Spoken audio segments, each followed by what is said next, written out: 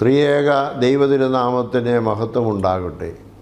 കർത്താവിൽ അനുഗ്രഹിക്കപ്പെട്ട സഹോദരീ സഹോദരങ്ങളെ, യേശുക്രിസ്തുവിൻ്റെ ശിഷ്യനായ പരിശുദ്ധ മാർത്തോമാ ശ്ലീഹ AD 52 സ്ഥാപിച്ച മലങ്കര ഓർത്തഡോക്സ് സുറിയാനി സഭയുടെ സുദീർഘമായ ചരിത്രത്താളുകളിൽ തങ്കലിപികളാൽ രേഖപ്പെടുത്തിയ ദിനമാണ് 1912 സെപ്റ്റംബർ 15.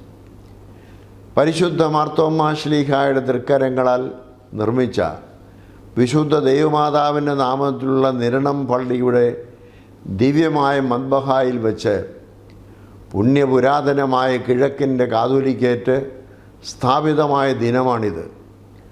മലങ്കര സഭയ്ക്ക് ഒരു പുതിയ യുഗം തുറന്നു കിട്ടിയതിൻ്റെ അവിസ്മരണീയമായ ദിനമാണ്.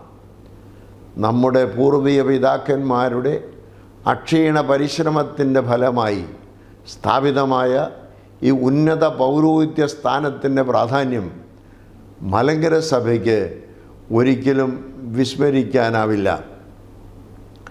കാതോലിക്കേറ്റ് മലങ്കര സഭയുടെ സ്വാതന്ത്ര്യത്തിൻ്റെയും സ്വത്വബോധത്തിൻ്റെയും ചിഹ്നമാണ്. ഏതെങ്കിലും വേറിട്ട ശക്തികൾക്കോ സഭകൾക്കോ സംഘടനകൾക്കോ മലങ്കര സഭയുടെ കൗദാശികവും ഭരണപരവുമായ തലങ്ങളിൽ ഇനിയും ഇടപെടാൻ സാധിക്കുകയില്ല.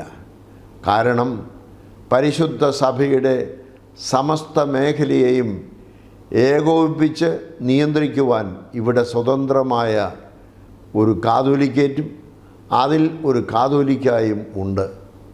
കഴിഞ്ഞ കാലഘട്ടങ്ങളിൽ വിവിധ വിദേശ ശക്തികൾക്ക് കീഴ്പ്പെട്ടിരിക്കേണ്ടി വന്നതിനാൽ മലങ്കര സഭ അനുഭവിക്കേണ്ടി വന്ന തിക്താനുഭവങ്ങൾ ഏറെയാണ്.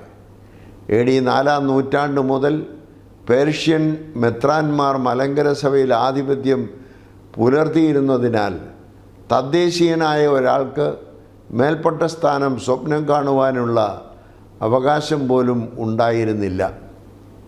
പേർഷ്യയിൽ നിന്ന് വന്ന ഒരു മെത്രാൻ കാലം ചെയ്താൽ അടുത്തയാൾക്കായി ദീർഘനാൾ നാം കാത്തിരിക്കേണ്ടതായിരുന്നു.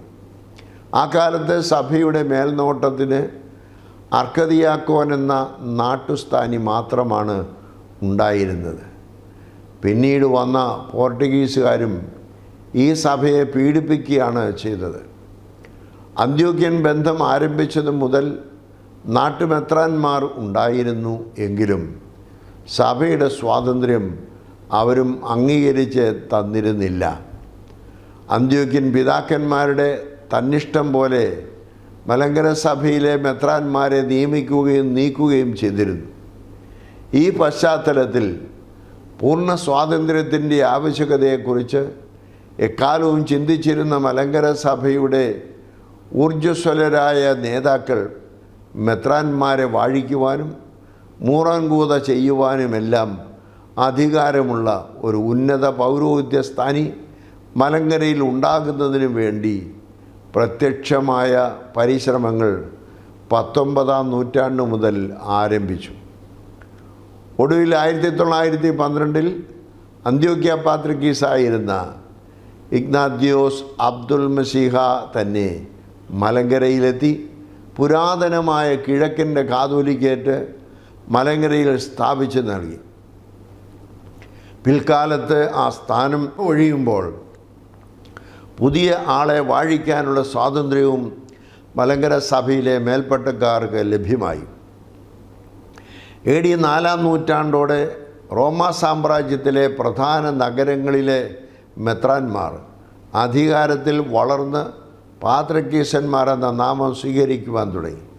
ക്രമേണ തങ്ങൾക്ക് ചുറ്റുമുള്ള വലിയൊരു പ്രദേശത്തെ മെത്രാന്മാരുടെ മേൽ ഇവർ ആധിപത്യം പുലർത്തി.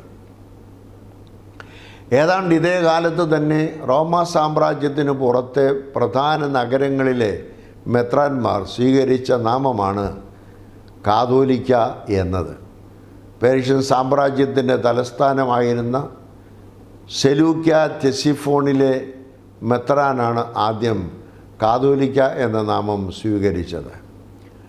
മലങ്കര സഭയുടെ ഭാവനയ്ക്ക് അനുയോജ്യമായ ഏതെങ്കിലും ഒരു നവീന സ്ഥാനമല്ല സഭയുടെ പ്രധാന തലവന് നൽകപ്പെട്ടത്. ഒരു കാലത്ത് മലങ്കര സഭയെ നയിക്കുകയും നിയന്ത്രിക്കുകയും ചെയ്തിരുന്ന പേർഷ്യൻ സഭയിൽ നിലനിന്നിരുന്ന കിഴക്കിൻ്റെ കാതോലിക്ക എന്ന സ്ഥാനത്തിനാണ് മലങ്കര സഭ പുനർജീവൻ നൽകിയത്. പേർഷ്യൻ സഭയുടെ തലസ്ഥാനമായിരുന്ന സെലൂക്യ ടെസിഫോണിലെ മെത്രാപ്പൊലീത്തായിക്ക് 4-ാം നൂറ്റാണ്ടോടെ ലഭിച്ച സ്ഥാനനാമമാണിത്. 5-ാം നൂറ്റാണ്ടിൻ്റെ അവസാനം പേർഷ്യൻ സഭ നെസ്തോറിയൻ വിശ്വാസം സ്വീകരിക്കുകയും സഭയുടെ തലവൻ കാതോലിക്ക എന്ന പേര് ഉപേക്ഷിക്കുകയും ചെയ്തു. പേർഷ്യൻ സഭയുടെ ഭാഗമായി നൂറ്റാണ്ടുകൾ കഴിഞ്ഞിരുന്ന മലങ്കര സഭയുടെ പ്രധാന തലവൻ പുരാതനമായ ആ സ്ഥാനനാമം സ്വീകരിക്കുകയായിരുന്നു എന്നതാണ് ചരിത്ര യാഥാർത്ഥ്യം. കിഴക്കിൻ്റെ കാതോലിക്ക എന്ന നാമം മലങ്കരയിലെ കാതോലിക്കേറ്റിൻ്റെ പുരാതനത്വം വിളിച്ചറിയിക്കുന്നു. വിപുലമായ അധികാര അവകാശങ്ങളാണ് പേർഷ്യയിൽ ഉത്ഭവിച്ച കിഴക്കിൻ്റെ കാതോലിക്കായ്ക്ക് ഉള്ളത്. അച്ചടക്ക നടപടികൾ സ്വീകരിക്കുവാനും ആരാധന ക്രമീകരിക്കുവാനും സഭയെ ആത്മീയമായും ലൗകികമായും കെട്ടിപ്പടുക്കുവാനും നയിക്കുവാനുമുള്ള അധികാരവും അവകാശവും കാതോലിക്കായ്ക്ക് ഉണ്ട് എന്ന് AD 424 മർക്കബ്ദാസ് ഉന്നഗദോസ് നിശ്ചയത്തിലുണ്ട്. ഈ കാതോലിക്കേറ്റിൻ്റെ പിന്തുടർച്ചയാണ് മലങ്കര സഭയ്ക്ക് ലഭിച്ചിരിക്കുന്നത്. ലോകമെമ്പാടുമുള്ള സഭകളുടെ തലവന്മാർ പൊതുവായി അറിയപ്പെടുന്നത് പാത്രിയർക്കീസ്, പോപ്പ്, കാതോലിക്ക എന്നീ 3 സ്ഥാനനാമങ്ങളിലാണ്. മലങ്കര സഭയുടെ പ്രധാന തലവനും കാതോലിക്ക സ്ഥാനത്തേക്ക് ഉയർത്തപ്പെട്ടപ്പോൾ ലോകമെങ്ങുമുള്ള മറ്റ് സഭാ നേതാക്കളോടൊപ്പം പ്രവർത്തിക്കുവാനുള്ള അവസരം നമുക്ക് ലഭ്യമായി എന്നതാണ് ഈ ദിനത്തിൻ്റെ മറ്റൊരു സവിശേഷതയായി നാം കാണുന്നത്.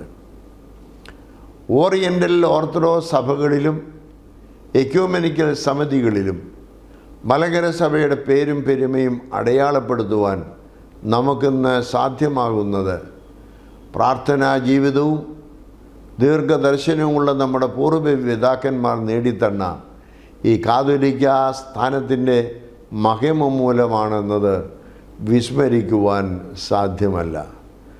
മലങ്കര സഭയെ നീ ഭാഗ്യവതിയാണ്. നിൻ്റെ സ്വാതന്ത്ര്യം നീ നേടിയെടുത്തത് ആണ്. പരിശുദ്ധ പിതാക്കന്മാരുടെ ദൈവാശ്രയ ബോധത്തോടുകൂടിയുള്ള പ്രവർത്തനവും പ്രാർത്ഥനയും ഇതിൻ്റെ പിന്നിലുണ്ട്.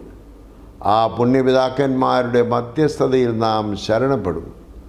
പരിശുദ്ധ സഭയെ കണ്ണിലെ കൃഷ്ണമണി പോലെ നമുക്ക് കാത്തു സൂക്ഷിക്കാം. കാതോലിക്ക സിംഹാസനം നീണാൾ വാഴട്ടെ. ദൈവം നിങ്ങളെ എല്ലാവരെയും വാഴ്ത്തി അനുഗ്രഹിക്കട്ടെ.